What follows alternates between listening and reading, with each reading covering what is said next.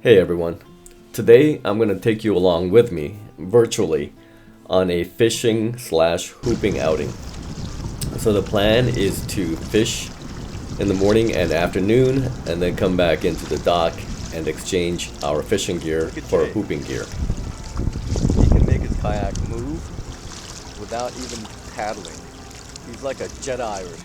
The first order of business is to make bait. We're going to try and catch mackerel, not only for hunting exotics, but also for the lobster hoop traps.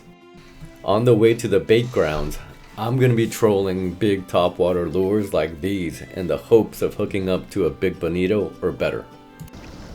So just from looking at the shoreline, I know that there's kelp around here.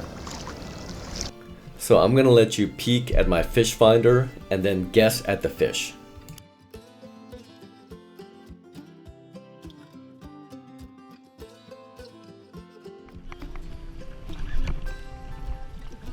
I'm on. Shallow, it's only 25 feet total. This isn't a big fish though. Little calico.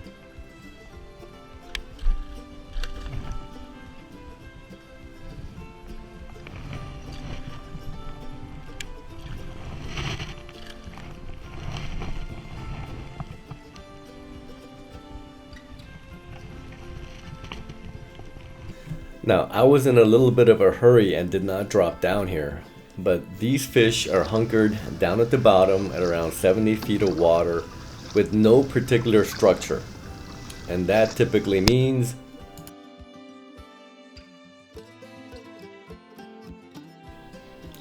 the ocean whitefish. And then you have these bigger fish that are active and semi-schoolish, but they're not tied to structure.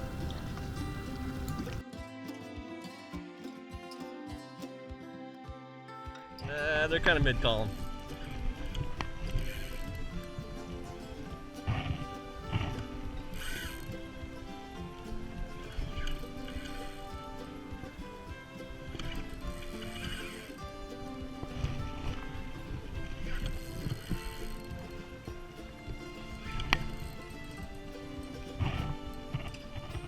Yeah, these are all barracuda. They're shorties. One piece of advice when dealing with barracuda, after you catch one, check your leader because they have a tendency to randomly slash at stuff and they'll often fray your line. Now this scene is interesting.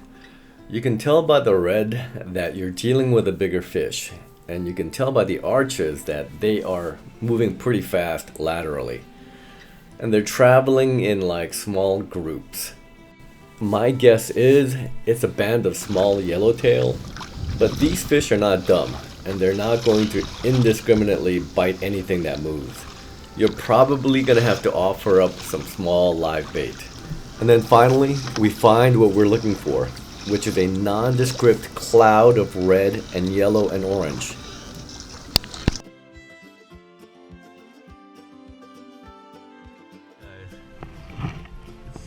Now to clarify, I'm not really interested in the fish that comprise the red cloud. Could be. They're probably Could like smelt. little sardines or Yeah, something could like be that. smelt. But what I'm looking for are the small mackerel that like to chase the bait fish around. That's what I'm targeting. There we go. I can use them to hunt exotics, and because it's an oily fish, I can also use them for the lobster trap. So the exotics weren't cooperating, so we decided to make a beeline for the rockfish grounds. Now this scene is really interesting. On YouTube, you can watch about a gazillion videos where someone is pulling up a fish. But I want to give you insight as to what I'm thinking, what's going through my mind under these conditions.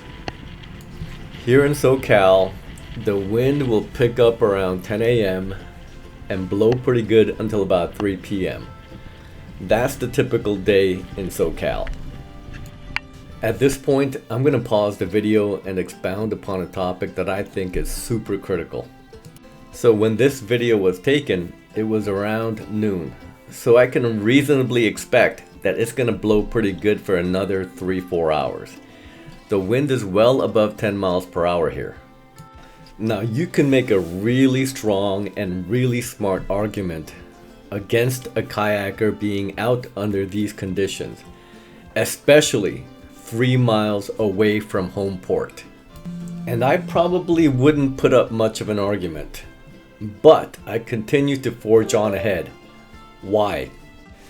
Now I'm gonna give you my rationale, but please do not think of it as an endorsement for you to go out and do as I do.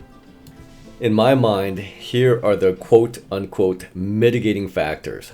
Number one, this is around noon.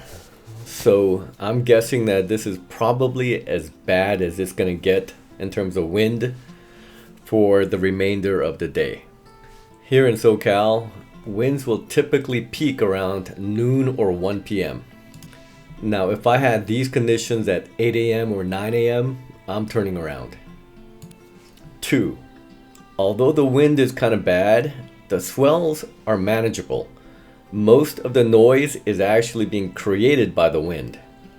Now, if I had high wind and high swells, I can guarantee you that this kayak would be pointed in the other direction. But one factor overrides every other factor when making a decision about wind, and that is, which way is the wind going to be blowing when I'm tired and ready to paddle home. In this scenario, I am pushing against the wind for the most part as I'm going to the fishing ground. But I know that once I'm done fishing and I'm about to head home, I'm going to have the wind working for me at my back. If you have a 15 mile per hour wind at your back, you're going to be able to maintain 3.5 miles per hour, no problem. If you have that same 15 mile per hour in your face, you will be begging for 1 or 1.5 miles per hour, even if you are a strong peddler or paddler. Okay, that is my Safety Sally lecture for today. Let's go fishing. So this painting here is in deep water. We're in 213 feet of water, and you're seeing dabs of yellow, orange, a little bit of red, etc. But this painting here is different. It has a lot more red, which means the structure is denser. So as you've probably guessed, that painting depicts rockfish habitat. And the fact that it's very red means typically that it's really good rockfish habitat. Yeah, it's a good, they're all big down there, man. They're all big fish. It's great structure underneath. Now because of the wind, look how hard I have to pedal just to stay in place.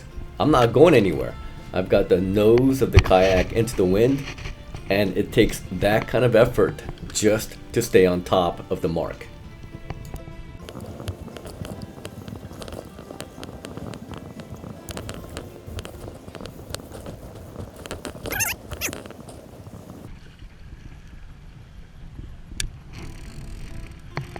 Looks like some kind of a perch.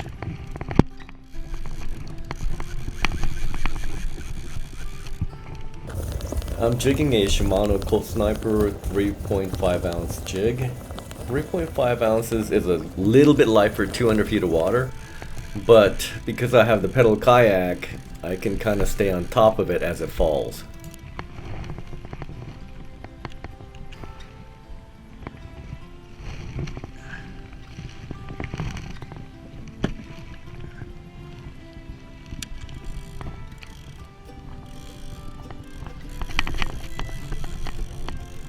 In addition to rockfish, you can often find sand bass at depths of 200 feet. Pretty remarkable fish because you can catch them anywhere from 20 feet to 200. Very adaptable, which might explain why they are so plentiful.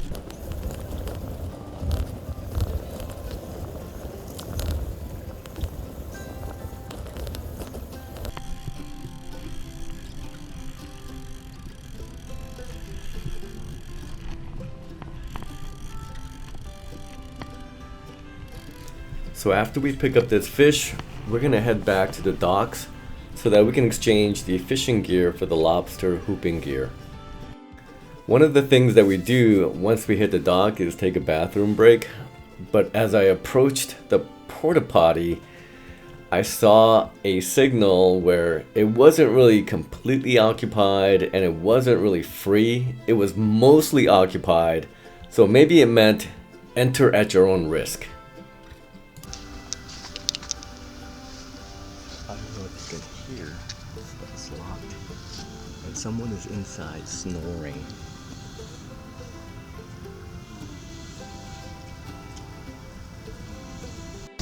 Okay, here we go. Second outing for lobster.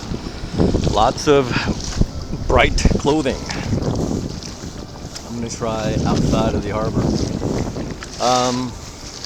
Maybe not entirely smart because I'm solo. The sun is about to go down. Beautiful sunset. Beautiful. But again, I think if you want to catch more interesting, you have to do what other people are not willing to do. You know, you don't really get a good sense during the day, but the sun moves so quickly across the horizon. And just a few minutes ago, we saw more than half the sun, and it is rapidly fading into the horizon. I mean, just as I'm filming this, you can actually see it kind of diminish in size. Wow. And there it is. Sunset. Okay, I've got the Carbon beacon on. Apparently this stuff is made out of carbon fiber. Got the beacon here. I mean, I can appreciate carbon fiber and bicycles and whatnot. Why I need one for a kayak beacon, I will never know, and it was ridiculously expensive. It was like 90 bucks. But anyways, safety first. The Garmin is smart enough to know that the sun has set, and it goes into the nighttime or evening colors, so it's a little more contrasty. Pretty cool. So I was kind of hoping to make more bait today, but it was kind of slim picking, so I don't know. We will see. The OJ with the flashlights inside, I think that ended up being a really good idea, for sure. I pulled up a number of small crabs, but that's not what I'm looking for. I mean, I can catch crabs on dry land. So again, thanks for stopping by. As far as the lobster hooping thing went, it was pretty tough. It was slow. I was outside the break wall doing a lot of hustling, bouncing from spot to spot. I caught a couple that were within 1/8 of an inch to being legal, but I would imagine those guys had already been caught like 6-7 times. So, long day. I mean, by the time I was done cleaning up, it was well past midnight. And really, the only thing I maybe caught was a cold. So with that, I'll say goodbye for now, and we will see you guys soon.